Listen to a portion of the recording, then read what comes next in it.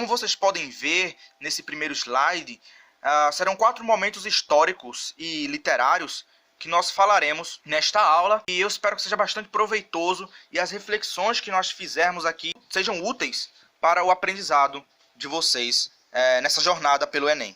Vamos começar pelo trovadorismo. É importante que você se lembre que essa corrente literária, esse período literário, esse momento literário da história de Portugal, inicia-se no final do século XII e permeia o século XIII. A primeira manifestação poética em língua portuguesa foi produzida neste momento literário, o que é algo bastante interessante, já que esses poemas eram escritos em galego-português, uma forma arcaica da nossa língua portuguesa moderna. Como assim? Esse galego-português estava entre a transição do que nós conheceríamos como nosso português moderno e o latim, que já se modificou tanto que passou a várias línguas, como nos é sabido.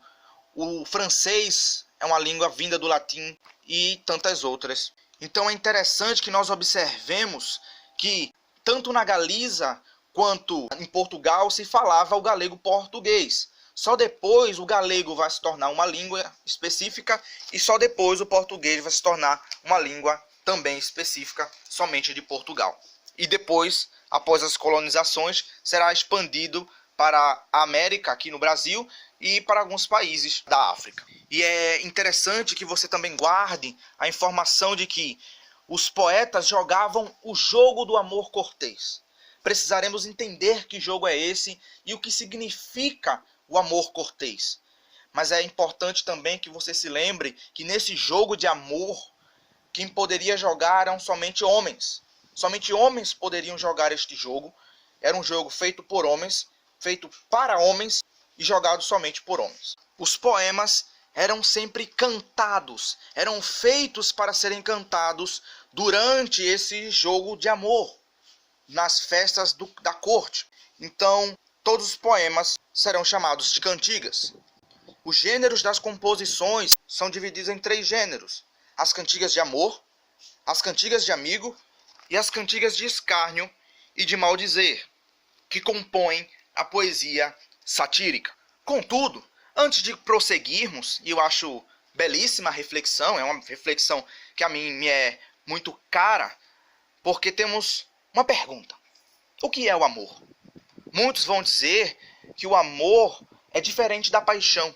São coisas distintas, diferentes e que não se encontram em nenhum momento. Outros já vão dizer que amor e paixão são a mesma coisa. Já outros vão dizer que o amor é algo sublime, algo divino, um dom de Deus. Outros dirão que o amor é puramente carnal, puramente humano. Outros já dirão que o amor não existe. Já outros dirão que o amor não passa de uma reação química no nosso cérebro que nos impulsiona a procriar. Mas afinal, o que é o amor?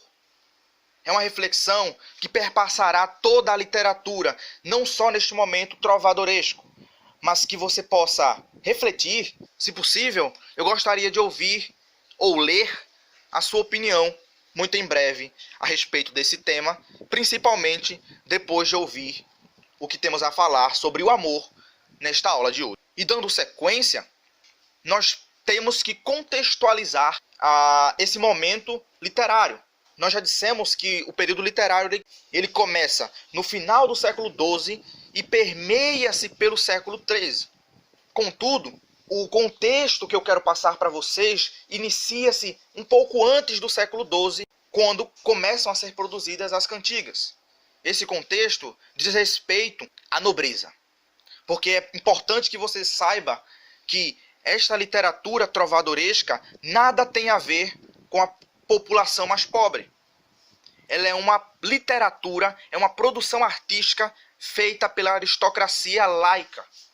O que quer dizer que eles são, primeiramente, parte da nobreza, são pessoas abastadas financeiramente, são pessoas que possuem tempo para escrever, são pessoas que estão entre os que não precisam mendigar.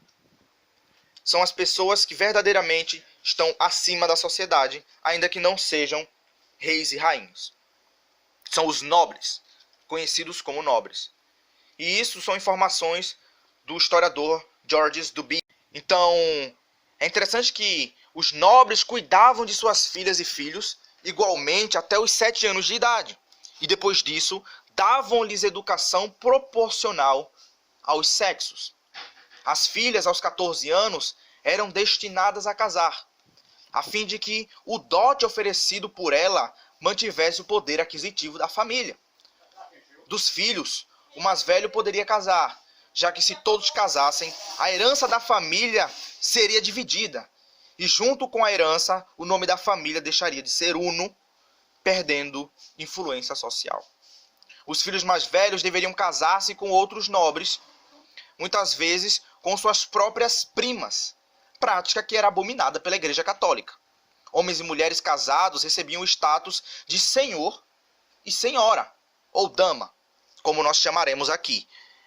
E os filhos que não podiam casar, e são estes que nos interessam, por enquanto, eles deveriam, ou seriam obrigados, ou deveriam ser vocacionados a uma vida eclesiástica, indo para monastérios, para mosteiros, viver uma vida eclesiástica servindo a Igreja Católica, para serem padres e crescerem dentro da igreja.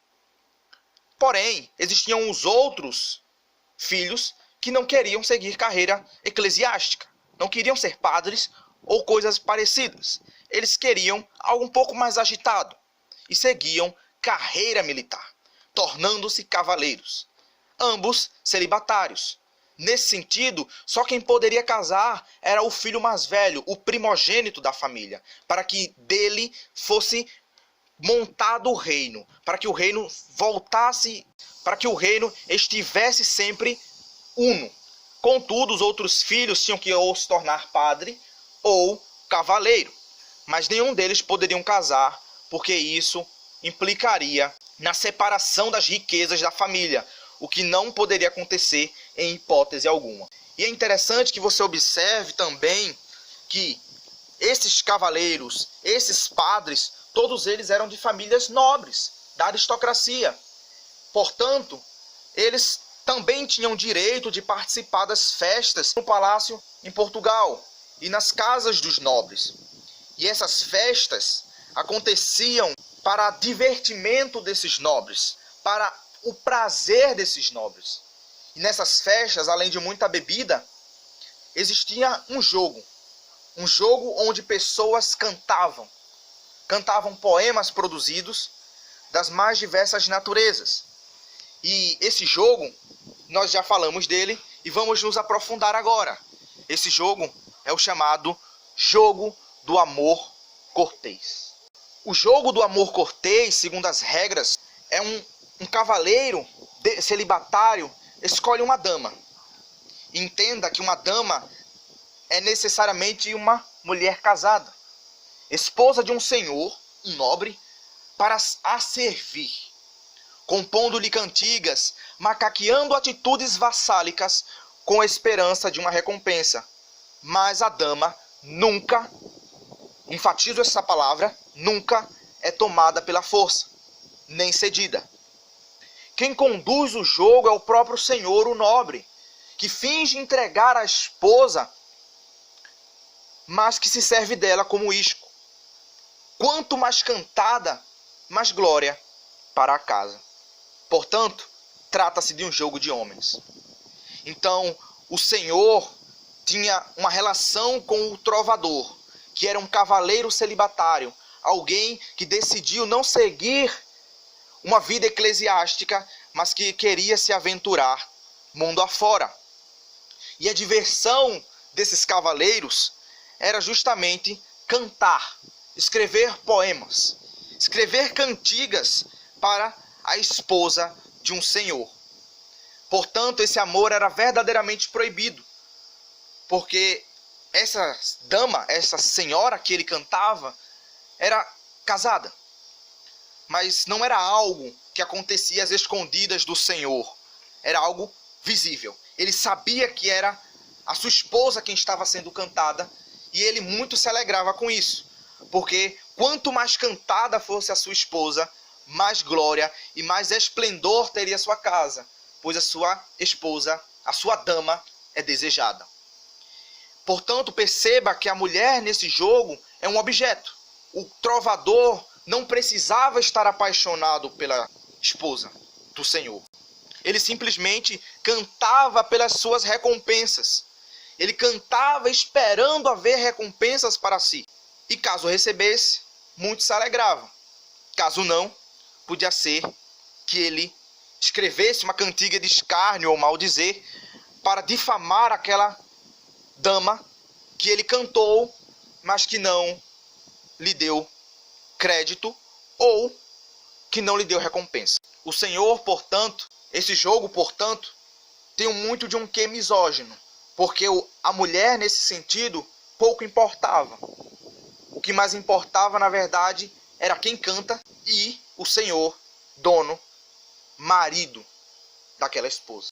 E eu quero que também você perceba que o cavaleiro, na condição de poeta, como já me ouviu dizer, ele recebe o nome de trovador. Trovador porque a trova era um cântico. Então a trova, que era o que o trovador canta, dava-lhe o nome de trovador. Parece redundante, e de fato é. Mas é importante que você guarde esse nome, porque é o nome justamente que vai nominar este período literário. Eles não eram preocupados com originalidade. Portanto, as cantigas eram muito parecidas. Vocês vão ver quando estivermos analisando as cantigas de amor, as cantigas de amigo, que o vocabulário é sempre o mesmo. Claro, não analisaremos várias cantigas aqui, mas vocês podem pesquisá-las e verão que o vocabulário é quase o mesmo, justamente porque não tinha essa questão da originalidade. A questão era a qualidade do amor que era cantado nessas cantigas. E também vale ressaltar, já que não há originalidade, já que não há uma condição autoral muito alta, muito grande nesse período literário, elas também não possuíam títulos, sendo identificadas pelo primeiro verso do poema. Enfim, eles procuravam manter-se fiéis ao modelo, à versificação, aos motivos, entre outras coisas. Mas lembrem-se sempre disso, os poetas procuravam sempre seguir um modelo. Então, entrando na cantiga de amor, nas cantigas de amor, nós veremos que o eu lírico é sempre masculino. Uma característica muito forte que você poderá identificar nas cantigas de amor é esse eu lírico, a voz lírica, que não necessariamente é o poeta, vale ressaltar sempre. O poeta pode não estar apaixonado por ninguém, mas o poema vai trazer alguém apaixonado. Esse alguém apaixonado não necessariamente é o poeta, mas o eu lírico, a voz lírica. O poema tem uma voz própria. Não significa que o poeta esteja apaixonado, mas significa que ele escreveu um eu lírico apaixonado, uma voz lírica masculina. E sempre nessas cantigas canta-se a coita de amor. E coita é uma palavra do galego-português que significa sofrimento, mágoa. Portanto, eles cantavam o sofrimento de amor. E aí já entramos em uma definição de amor. Uma definição de amor que é igual a sofrimento. Existiu, lá no início da Idade Média, um homem chamado Plotino. Talvez você não o conheça, mas Plotino pegou as ideias de um filósofo muito conhecido chamado Platão e reformulou as suas ideias e deu base para a Igreja Católica, formando assim o neoplatonismo. Novo platonismo, baseado puramente em Platão. O neoplatonismo pregava uma ideia de que existia uma coisa essencial, um amor essencial, um amor espiritual, um amor que vai pela essência, para dentro da alma, pelo espírito, o amor espiritual. E o amor que é pela aparência, o amor carnal que se concretiza na carne, ele é impuro, segundo as ideias neoplatônicas. Portanto, as cantigas de amor entendiam que o amor era sofrimento. O amor nunca deveria se concretizar. O amor ele só é perfeito quando o amante nunca tem a sua amada. Este é o amor perfeito, é o amor que hoje talvez conheçamos como amor platônico. E eu direi, é o amor neoplatônico. É o amor da essência, é o amor espiritual, é o amor que não deve se concretizar. Portanto, as cantigas de amor entendiam que o amor deveria causar sofrimento. Quanto mais ele sofresse, melhor era o amor dele. Quem mais sofre, mais ama. Segundo essa visão trovadoresca de amor, que é baseada na contradição neoplatônica. E é importante também ressaltar que o vocabulário dessas cantigas é um pouco variado. A palavra fermosa, que significa formosa, aparece em muitos poemas, muitas cantigas de amor. A palavra de bom parecer, de boa aparência, aparece também bastante, de bom semelhar.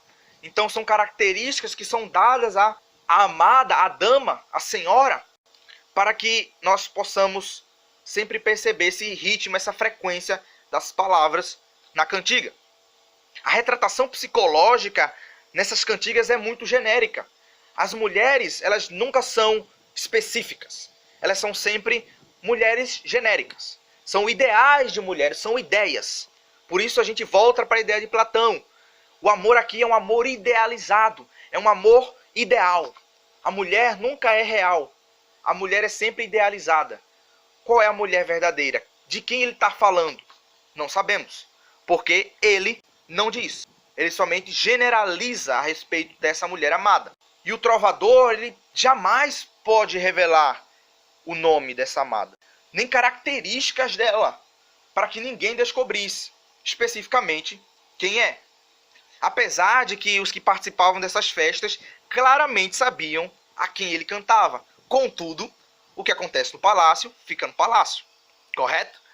Então, quem estava naquela festa, obviamente percebia a quem ele estava cantando. Contudo, era uma coisa que não podia ser muito explícita. Além dessas características da cantiga de amor, ela pode ser dividida em dois subgêneros. As cantigas de mestria, que não possuem refrão, e as cantigas de refrão, que o nome já diz, possuem refrão. E aqui temos um poema, uma cantiga de amor, escrita pelo poeta João Garcia de Guilhade, que, sendo de refrão, nos fará pensar um pouco sobre como eram escritas essas cantigas. Eu vou lê-lo e peço que você tente meditar nesse poema, porque ele de fato traz algumas reflexões para nós. Amigos, não posso eu negar gran coita de amor hei, pois me vejo louco andar e com loucura o direi. Olhos verdes que eu vi me fazem hora andar assim. Porém quem quer que ver entenderá de quem esses olhos são, e deste alguém se queixará. Mas eu, já quer morra, quer não, os olhos verdes que eu vi me fazem hora andar assim.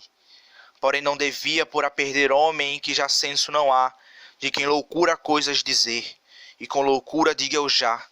Olhos verdes que eu vi me fazem hora andar assim.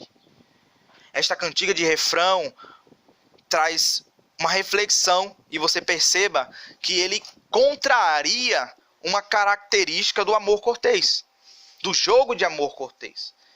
Porque neste jogo não se pode descrever características de sua amada. Mas o poeta João Garcia de Guilhade, ele quebrando um pouco desse padrão das cantigas de amor, ele vai justamente descrever os olhos reais dessa amada. Dizer que os seus olhos são verdes. E perceba que esse poeta, ele justifica, através do seu eu lírico, que ele diz a cor dos olhos, ele descreve isso por conta da sua loucura.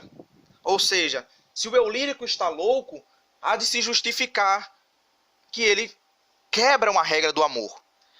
Então, é sempre interessante pensar que o melhor poeta, o melhor escritor, não é aquele que segue as regras certinho, mas aquele que, dentro das regras, consegue achar uma forma de quebrá-las, de fazê-las ao seu próprio gosto, ao seu próprio estilo. E João Garcia de Guilhard fez isso muito bem nessa cantiga, quebrando uma regra do amor cortês e justificando dentro das próprias regras, já que a loucura para ele é algo que o fez sofrer. E para mostrar que a loucura dele é fruto de um amor tão intenso, ele mostra a transgressão de um modelo. A transgressão do modelo das cantigas de amor. Então perceba a fineza da produção poética de João Garcia de Guilhard neste poema. E aí nele você pode perceber muitas palavras que não fazem sentido para nós, ou se fazem é por uma associação. A palavra coita, por exemplo, que já nos foi mostrada em slides anteriores, significa sofrimento. Grã significa grande, assi, assim. E ei, o verbo ter, creio, estar no presente. E dando sequência a essa questão das cantigas, eu quero que você observe, a maioria das vezes o eu lírico é feminino. E nas vezes em que não for, você perceberá muito claramente pelos simbolismos que aparecem nesse poema, nessa cantiga. Pois aparecem bastantes animais, muitos elementos da natureza. A mulher sempre aparece com vestes brancas, com cântaros, com água, perto de rios, sempre perto de água. Ou seja, é uma questão muito natural, é um poema com muita natureza, coisa que não aparece nas cantigas de amor. E é interessante também que nós pensemos e reflitamos, é muito importante que nós possamos refletir a respeito da simbólica de iniciação sexual que estes poemas possuem. Pois nesses poemas, nessas cantigas de amigo, há uma simbólica escondida. E uma simbólica é toda uma analogia que era feita na Idade Média através das imagens que eram colocadas no poema. Por exemplo, objetos pontiagudos, barcos, chifres, árvores ou animais masculinos podem representar o órgão genital masculino. Sempre que você vir numa cantiga de amigo um alce, um animal com chifres, uma árvore, um barco, ele muito provavelmente representará o órgão genital masculino, um objeto fálico. E a água, ela sempre representa a pureza, a virgindade. Então a mulher está próxima sempre de água é uma representação muito clara de pureza virginal. As vestes brancas, assim como é uma simbólica também muito cristã, a veste branca, que representa muito a pureza, a santidade, a castidade. Então, as cantigas de amigo vão ser preenchidas por uma simbologia muito próxima da sexualidade, do erotismo. Mas fugindo um pouco dessa significação poética, dessa simbologia, essa questão mais semântica, passemos um pouco para a questão estrutural. Nas cantigas de amigo, é observável ver um paralelismo. Ou seja, a estrofe primitiva, ou dístico, ou grupo de 2 versos, repete-se na estrofe seguinte, com alteração apenas da palavra ou das palavras finais. Então esse paralelismo vai ser justamente a repetição desse dístico, desse grupo de 2 versos, mudando somente a palavra final, e você poderá observar isso na cantiga de amigo que nós vamos observar, que é traduzido literalmente por deixa-pega. Também há um tipo específico de paralelismo, que é o deixa-prend, que é um tipo de paralelismo em que a estrofe começa repetindo o último verso da estrofe anterior.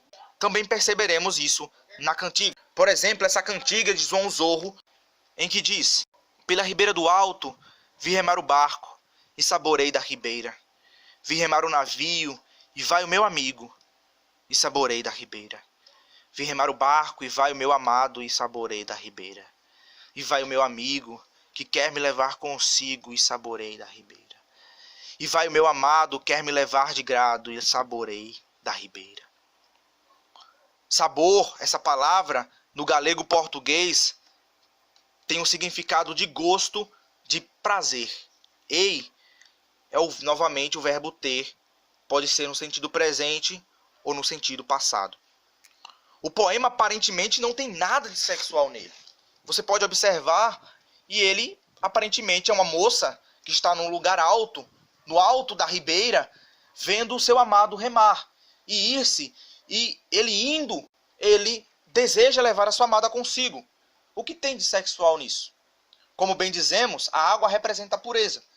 E ela está no alto da ribeira. Muito provavelmente, alto aí simboliza um estado de espiritualidade, um estado espiritual, no alto.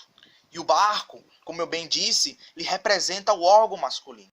E esse órgão masculino está passando pelo meio da água, que representa a pureza, a virgindade. Então perceba que o objeto que representa o genital masculino está passando pela virgindade, está atravessando, porque ele está desbravando algo.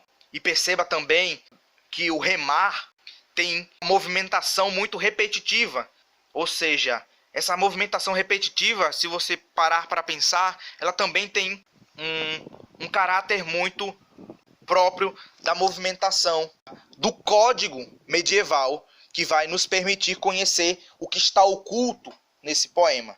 Porque se nós lermos somente o significado das palavras, não conseguiremos ver nada de sexual para essa cantiga. Mas a simbólica medieval vai dar esse olhar de escárnio.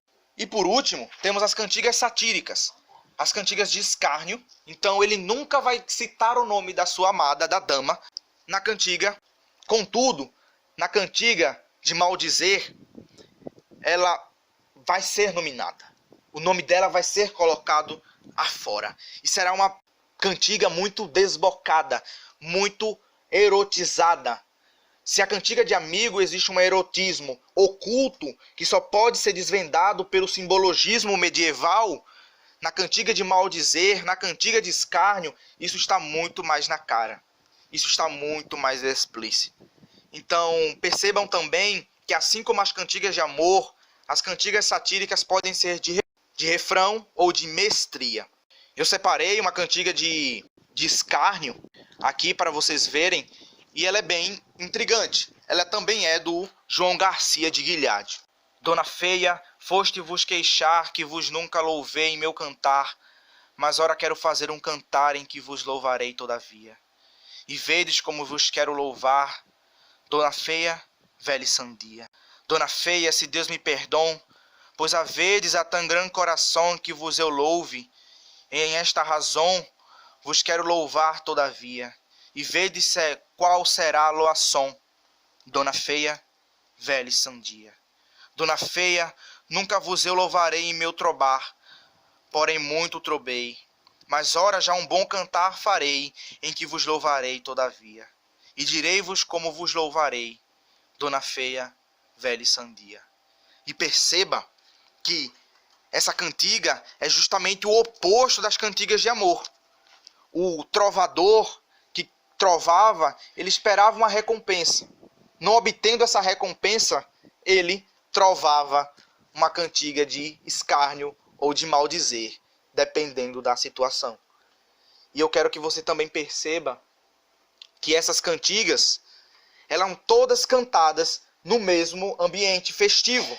Então, perceba que essas cantigas são puro deleite, puro prazer da aristocracia. Eram cantigas que eram cantadas em palácios, em casas de nobres, em festas que eles mesmos proporcionavam, para louvar e para se embriagar ao redor e durante essa festa. Se possível for, vocês podem refletir sobre o vocabulário que aqui está posto. Não irei mais adiante do que isso, mas que você possa sempre refletir sobre essas cantigas. Bem, é isso. Até daqui a pouco.